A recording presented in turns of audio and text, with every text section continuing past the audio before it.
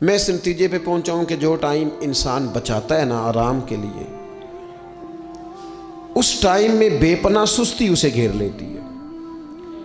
ہم چھوٹے ہوتے تھے بچپن میں، اسکول سے ایک چھٹی کرتے تھے، پھر دوسری کرنے کو بھی دل کرتا تھا، دوسری کرتے تھے، پھر تیسری کرنے کو بھی دل کرتا تھا۔ گاڑی اسی کا نام ہے جو چلتی رہے، ڈیوٹی اسی کا نام ہے جو ہمیشہ کی جائے۔ زندگی میں مسلسل جد و جہد کریں گے، مسلسل کام کریں گے، اس کا نتیجہ یہ نکلے گا کہ آپ محسوس کریں گے کہ آپ کا وجود جو ہے وہ بڑی صلاحیتوں والا ہے، وہ بیکار نہیں ہے۔ مسلسل کام۔ آپ انبیاء کرام علیہ السلام کی زندگی دیکھیں، صحابہ کی زندگیاں دیکھیں، اہل بیت کی دیکھیں، اولیاء اللہ کی دیکھیں، بزرگان دین کی دیکھیں، آپ دیکھیں کہ انہوں نے کام کتنا کتنا بڑا کیا ہے۔ ہم کبھی ان کو پڑھتے ہیں تو حیران ہو جاتے ہیں کہ یار اتنے مختصر وقت میں اتنا زیادہ کام تو ممکن ہی نہیں۔ اعلیٰ حضرت رحمۃ اللہ علیہ نے 1000 کتاب لکھ دی، امام بخاری نے پوری دنیا میں گھوم کر احادیث جمع کر کے ایک جگہ پہ اکٹھی کر دی، اور پھر اصول وضع کر دیے حدیث پاک کے کہ حدیث کس طرح قبول کی جائے گی، پھر اس میں فرق کر دیا کہ صحیح کون سی ہے، متواتر کون سی ہے، حسن کون سی ہے، ضعیف کون سی ہے، موضوع ہو تو پھر اس کے قاعدے کیا ہیں۔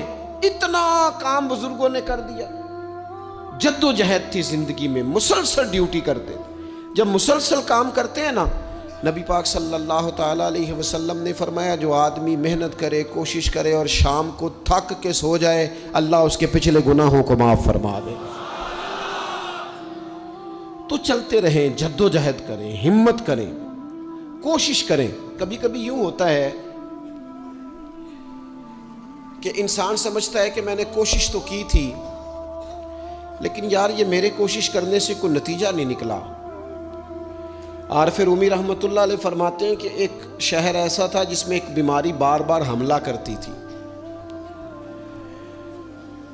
تو 3-4 پہاڑیاں ایک دوسرے کے اوپر تھیں، اکٹھے پہاڑ بنے ہوئے تھے، اس کے اوپر وہ جڑی بوٹی تھی جس سے اس بیماری کا علاج ہوتا تھا۔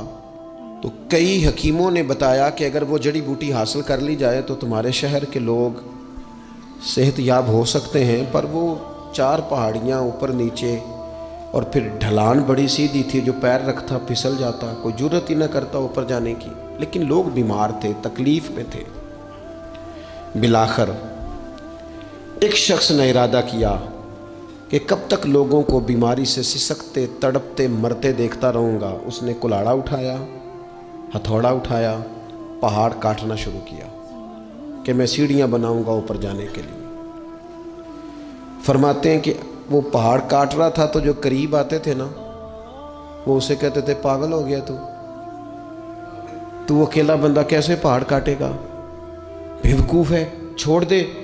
اس نے کہا یار تم ساتھ نہیں چل سکتے تو حوصلہ شکنی تو نہ کرو، مجھے کچھ کرنے تو دو۔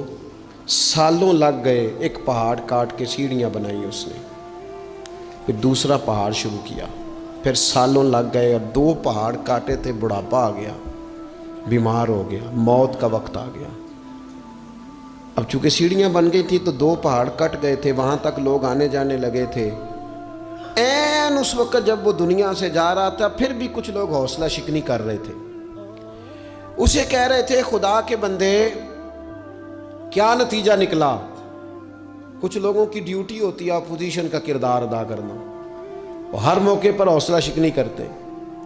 اب اس پر آخری وقت آ گیا ہے، باوجود اس کے کچھ لوگوں نے جا کے کہا کیا نتیجہ نکلا جی، تیرے اوپر موت کا وقت آ گیا ہے، تو اوپر تک تو جا نہیں سکا، فائدہ کیا ہوا؟ وہ کہنے لگا بیوقوفو تمہیں پتہ ہی نہیں میں کامیاب ہو کے جا رہا ہوں۔ انہوں نے کہا کس طرح؟ کہنے لگا میں نے آدھا سفر آسان کر دیا ہے، اب جو میرے بعد آئے گا نا اسے 0 سے نہیں شروع کرنا پڑے گا، میں نے آدھا سفر اس کے لیے آسان کر دیا۔ وہ تیسرے پہاڑ سے شروع کرے گا، 2 کاٹے گا تو جڑی بوٹی تک پہنچ جائے گا، لوگوں کو شفا ہونے لگے گی اللہ کے فضل سے۔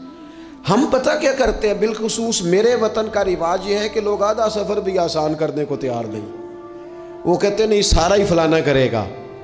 جتنے انبیاء دنیا میں آئے نا میرے دوستو، وہ سارے کامیاب گئے، لیکن کسی کے ساتھ 4 امتی، کسی کے ساتھ 10، کسی کے ساتھ 100، کسی کے ساتھ 200، لیکن نبی کامیاب گئے۔ کیوں؟ کہ اللہ تعالیٰ نے جو ان کے ذمے ڈیوٹی لگائی تھی وہ ڈیوٹی انہوں نے پوری ذمہ داری سے سر انجام دی ہے۔ اس ڈیوٹی میں انہوں نے کبھی کوئی کمی دکھائی تو اپنی زندگی میں جد و جہد کریں، کام کریں، بیٹھ کر صرف بات نہ کریں، تنقید نہ کریں، بیٹھ کر صرف منصوبہ بندی نہ کریں۔ اور میرے ملک میں بالخصوص یہ کام ہوتا ہے، تبصرے کرو، چینل کھولو، تنقید کرو، اندر کی خبر لے کے آؤ، کوئی کہانی سناؤ، کوئی نئی سٹوری بناؤ، لیکن کام نہ کرو۔ بڑی خوبصورت بات کی شاعر نے، اس نے کہا شکوائے ظلمت شب سے تو کہیں بہتر تھا، اپنے حصے کی کوئی شمع جلاتے جاتے۔ لوگ تعلیم نہیں حاصل کر رہے تو بھئی آپ ایک بچے کا خرچ اٹھا لیں، کسی غریب کا آپ اسے پڑھا دیں، ایک بندہ تو آپ کی وجہ سے تعلیم یافتہ ہو جائے۔ لوگوں کو کھانا نہیں مل رہا، بھوکوں مر گئے لوگ، حکومتیں کچھ نہیں کر رہی، آپ 10 بندوں کی ذمہ داری اٹھا لیں، آپ غریبوں کو دیکھ لیں، 10 لوگوں کے گھر میں آپ کھانا پہنچانا شروع کریں۔ اور یہ ہوتا رہا ہے، لوگ یہ کام کرتے رہے، یہ ڈیوٹیاں ہمارے بزرگوں نے سر انجام دی ہیں، 2 کر کے، 4 کر کے، 6 کر کے انہوں نے کام کیا ہے۔ اپنی ذمہ داری کا احساس کریں، مسلسل کام کریں، مسلسل جد و جہد کریں، مسلسل ڈیوٹی کریں۔ اور پھر میری تیسری گزارش آپ سے یہ ہے کہ جس طرح آپ اپنے اپنے گھر میں آپ کی ذمہ داریاں ہوتی ہیں، اور اگر آپ ذمہ داری ادا نہیں نہ کرتے تو احتجاج ہوتا ہے۔ ماں کو ٹائم نہیں دیتے تو ماں بھی احتجاج کرتی ہے، گھر والی کو ٹائم نہیں دیتے تو وہ بھی احتجاج کرتی ہے، دوستوں کو وقت نہیں دیتے تو وہ بھی اس کا شکوہ کرتے ہیں۔ تو آپ کے ذمے جتنی بھی ذمہ داریاں ہیں، آپ پڑھاتے ہیں، کلاس میں وقت پہ نہیں آتے تو اس کا اظہار کیا جاتا ہے۔ ہم نے اپنے اپنے ذمے جو ذمہ داریاں لی ہیں پوری کرتے ہیں۔ میں آج آپ کو یہ پیغام دینا چاہتا ہوں،